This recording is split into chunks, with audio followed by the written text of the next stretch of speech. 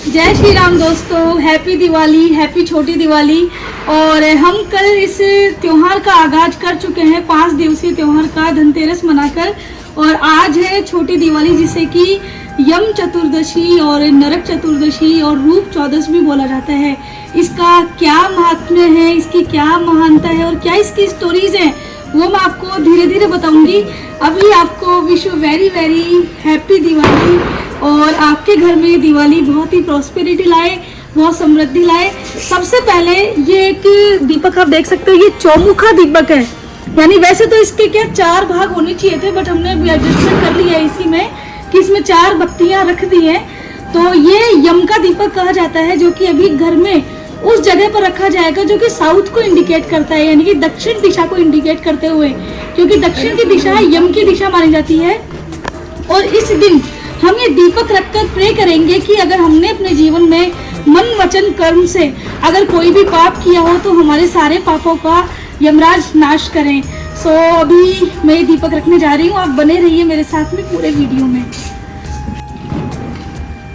तो ये दीपक मैंने यहाँ पर अभी रख दिया है, ये यम का दीपक है। और जैसा कि अभी अभी मैंने आपको बताया था कि इस दिन हम यमराज से ये प्रे करते हैं कि अगर हमने कोई भी पाप या कोई भी सिन किया हो मन वचन या कर्म से, तो उसकी हम माफ़ी मांगते हैं। अब मैं आपको इससे रिलेटेड कुछ कहानियाँ बताऊंगी कि ये त्यौहार आखिर मनाया क्यों जाता है, यानी कि दिवाली से पहले छोटी दिवाली का आखिर क्या ग्रेटनेस है। तो सबसे पहले तो एक कहानी आती है कि इस दिन श्री कृष्ण ने अपनी वाइफ सत्यभामा के साथ में मिलकर नरकासुर का वध किया था। नरकासुर एक राक्षस था जिसने कि 16,000 कुछ लड़कियों को, महिलाओं को बंदी बना रखा था और बहुत उसका आतंक था। तो उसको ये वरदान प्राप्त था कि उसकी मृत्यु किसी न किसी महिला की होगी। तो जैसा कि मेल ईगो होता है, प्लीज़ आदमी लोग ऑफेंड ना हो, लेकिन मेल ईगो होता है कि नरकासुर को भी ये वहम था कि महिला तो मुझे क्या ही मारेगी। तो जब उसका आतंक बढ़ने लगा तो सत्यभामा ने कृष्ण से कहा और कृष्ण ने अपनी वाइफ को सारथी बनाया। और इसके बाद में सत्यभामा ने अपने हस्बैंड की हेल्प करने के लिए नरकासुर का वध किया। तो एक स्टोरी तो ये थी, अब बाकी स्टोरी बताऊंगी धीरे धीरे वीडियो में बनेगी। साथ में है मेरी मम्मी और भाभी, और आगे के लिए मैं कुछ चीज़ मेरी मम्मी से भी एक्सप्लेन करवाऊंगी कि आज के दिन को, जैसा कि अभी मैंने बताया था इंट्रो में कि रूप चौदस कहा जाता है, तो मम्मी बताएंगी कि इस त्योहार को रूप चौदस क्यों कहते हैं। आज रूप चौदस के दिन मतलब ऐसा होता है कि महिलाओं के लिए है कि वो अपना रूप निखारें।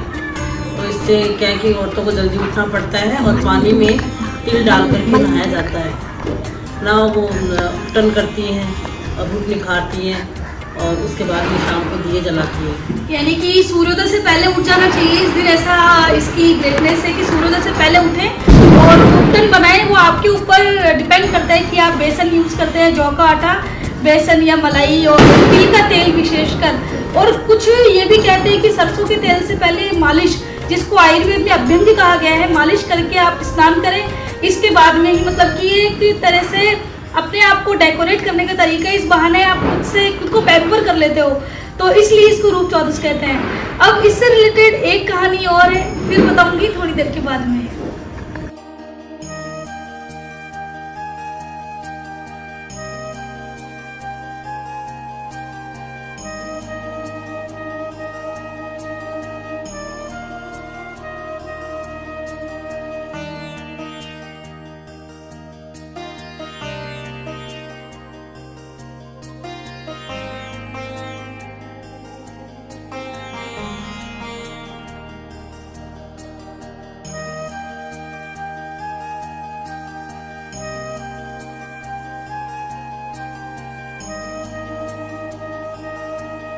अब हमने दीपक जला लिए हैं और थोड़ी बहुत हमने फोटोग्राफी भी कर ली।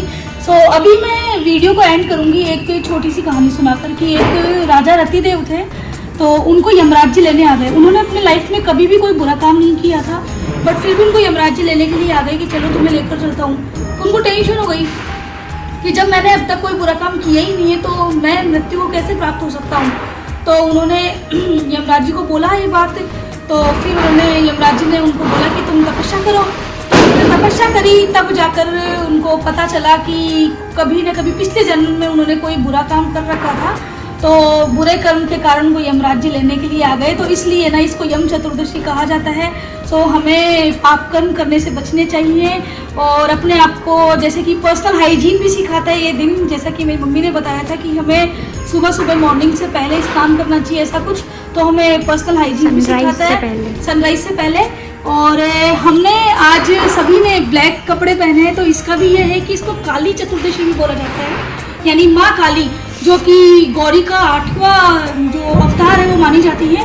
तो इसीलिए ना इस दिन ब्लैक कपड़े पहनने का विधान है। वैसे इसका कुछ शास्त्रोक्त विधान मैंने कहीं पढ़ा नहीं है, बट मैं हमेशा से ब्लैक ही पहनती आई हूँ और बाकी घर वाले भी ब्लैक ही पहनते हैं। So finally I would like to say कि जय श्री राम, हैप्पी दिवाली।